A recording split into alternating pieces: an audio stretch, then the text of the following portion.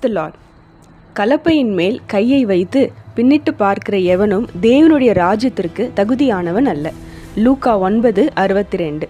இரவு நேரம் 1999 ஜான்வரி மாதம் 22 நாட்டையே திரும்பி பார்க்க வைத்த ஒரு நடுக்கமான சம்பவம். அந்த சாட்சியை நினைத்தாலே இதயம் கனக்கிறது. கொலை செய்தவர்களை மன்னித்துவிட முடியுமா? நம் கணவனை பிள்ளைகளை இழந்தவுடன் நாம் இன்னும் பாசத்துடன் பேச முடியுமா?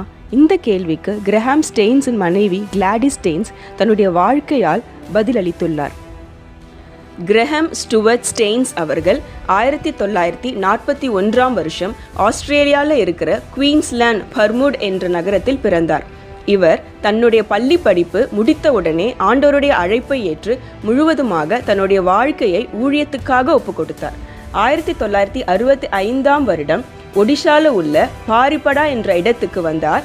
இங்க இவாஞ்சலிக்கல் மிஷனரி சொசைட்டி ஆஃப் மயூர் பேட்ச், அதாவது EMSM, அந்த ஸ்தாபனத்தோடு இணைந்து இந்தியாவில் ஊழியம் செய்ய ஆரம்பித்தார்.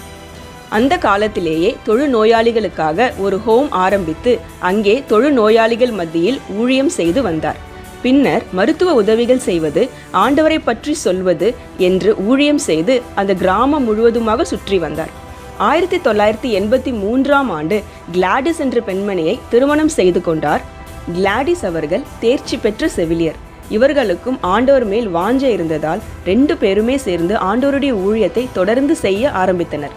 இவர் பல கிராமங்களுக்கு போய் சுவிசேஷத்தை அறிவித்தல், பழங்குடியின மக்களுக்கு போய் சுவிசேஷத்தை அறிவிக்கிறது என்ற பல காரியங்களில் ஈடுபட்டு வந்தார். இவருக்கு விசேஷித்த திறமை இருந்தது. ஒரியா, சந்தாலி என்ற மொழிகளை கற்றுக்கொண்டு சரளமாக பேசக்கூடியவராக காணப்பட்டார். இவர் அவர்களுக்கு செய்த உதவிகளை பார்த்து அந்த மக்கள் இவர் மேல் மிகவும் அன்பாயிருந்தனர். இவருக்கு 3 குழந்தைகள் இருந்தாங்க. ஒரு பெண் பிள்ளையும் 2 ஆண் பிள்ளைகளும் ஆண்டவர் இவருக்கு ஆசீர்வதித்தார். இதற்கு பின்பு என்ன நடந்ததுன்னா, ஒரு தீ விபத்து அந்த பகுதியில் ஏற்பட்டது. அந்த தீ விபத்தால 100க்கும் மேற்பட்டவர்கள் இறந்து போனாங்க. காயப்பட்ட மக்களுக்கு மருத்துவ உதவிகள் தேவைப்பட்ட நேரத்தில் அங்கிருந்த ஹாஸ்பிட்டலில் முழுமையாக மருத்துவ உதவிகள் செய்ய முடியல. கிரஹாம் ஸ்டெயின்ஸும் கிளாடிஸ் ஸ்டெயின்ஸ் அவர்களும் அந்த இடத்திற்கு போய் உதவிகளை செய்ய ஆரம்பித்தார்கள். இப்படி இருக்க ஒரு அசம்பாவிதம் நேரிட்டது. இவங்க தங்கள் ஊழியம் செஞ்சிட்டு இருந்த பகுதியின் பெயர் பாரிபடா. பெற்றோர் கூட தன் மூத்த மகளான எஸ்தர் மட்டும் தங்கியிருந்தாங்க. மற்ற 2 குழந்தைகளும் ஊட்டியில தன்னுடைய கல்வியை தொடர்ந்து படிச்சுட்டு வந்திருந்தாங்க. அவங்களுடைய விடுமுறைக்காக ஊட்டிக்கு போயிட்டு திரும்பி வந்து கொண்டிருக்கும் போது பாரிபடாவுக்கு போற வழியில் மனோகர்பூர் என்ற இடத்தில் முகாமிடலாம் என்று தீர்மானித்தனர்.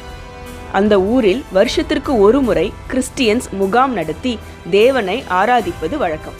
அந்த முகாம் முழுவதுமா முடிஞ்சதுக்கு அப்புறமா வீட்டுக்கு போகலாம்னு தீர்மானித்தாங்க. அது வரைக்கும் அங்கேயே தங்கலாம்னு முடிவெடுத்தாங்க.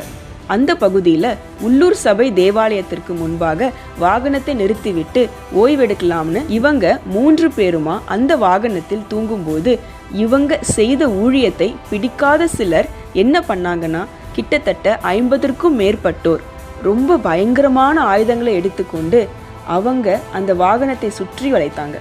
அந்த வாகனத்திலிருந்து வெளியே வராதபடிக்கு வாகனத்தில் இருந்த கதவுகளை பூட்டி தீ வச்சு எரிச்சிட்டாங்க. 2 பிள்ளைகளுடைய கதறல் சத்தம் கேட்டுக்கொண்டே இருந்தது. கிரஹாம் அவர்கள் பிள்ளைகளை மட்டும் விட்டுருங்கன்னு சொல்லியும் கேட்கவே இல்லை. மொத்தமாக தீ வைத்து எரிச்சிட்டாங்க. எரிந்த பிற்பாடு வாகனத்தில் இருந்தவர்களை பார்த்தும் எல்லாரையும் இது ரொம்பவே பாதிச்சுது. பிள்ளைகளை காப்பாற்ற வேண்டும்னு தகப்பனும், தகப்பனை காப்பாற்ற வேண்டும்னு பிள்ளைகளும் மாற்றி மாற்றி இறுக கட்டிப்பிடித்தபடியே தப்பிக்க முயற்சி செய்து அப்படியே உயிரை விட்டாங்க. இந்த காட்சியை பார்த்த கிறிஸ்தவர்கள் மட்டும் கிடையாது, நம் தேசத்தை சார்ந்த அரசியல்வாதிகளும், இன்னும் பொதுநலவாதிகளும், அது மட்டுமல்லாமல் பத்திரிகையாளர்களும் எல்லாரும் கண்டனம் தெரிவித்தார்கள். 1999 ஜான்வரி மாதம் 22 அதிகாலையிலே நடைபெற்ற இந்த சம்பவம் உண்மையிலேயே இன்றைக்கும் மறக்க முடியாத சுவடாக பலரது மனதில் பதிந்தது. ஆனால் இப்படிப்பட்ட காரியம் நடந்த பிறகு இந்த உலகத்திற்கு தேவனுடைய அன்பை வெளிப்படுத்த கிளாடிஸ் அவர்கள் தவறல. அந்த நாளில் கிளாடிஸ் அவர்களுக்கு ஆண்டவர் வெளிப்பாடு கொடுத்திருந்தாலும் அந்த துக்கத்தை அவங்களாலேயும் அவர்கள் மகள் எஸ்தராலேயும் தாங்க முடியாத துயரமாயிருந்தது.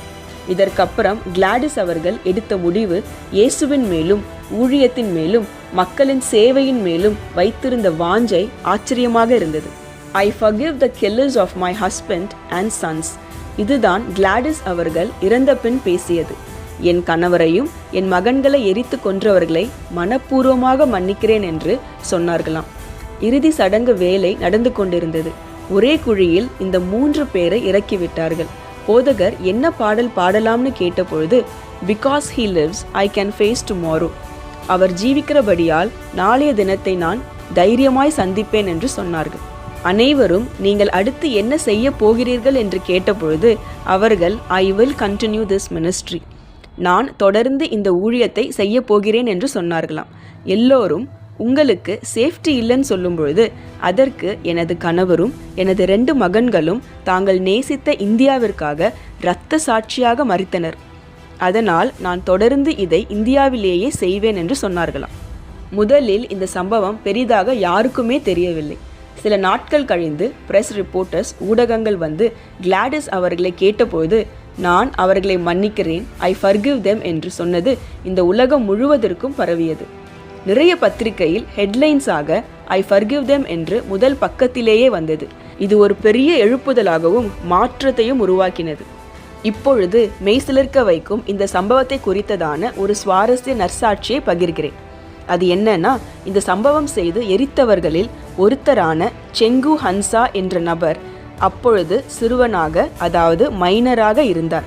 இப்பொழுது அவருக்கு 35 வயது ஆகிறது. அவர் இயேசுவே உண்மையான தேவன் என்று அறிக்கை செய்திருக்கிறாராம். இந்த வருடம் ஏப்ரல் மாதம் 2025 ஞானஸ்நானம் எடுத்திருக்கிறார்.